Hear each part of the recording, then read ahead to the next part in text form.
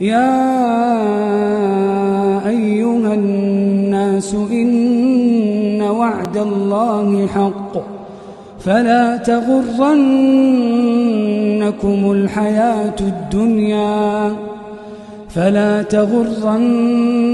الحياة الدنيا ولا يغرنكم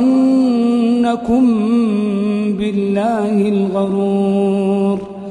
إن الشيطان لكم عدو فاتخذوه عدوا إنما يدعو حزبه ليكونوا من أصحاب السعير.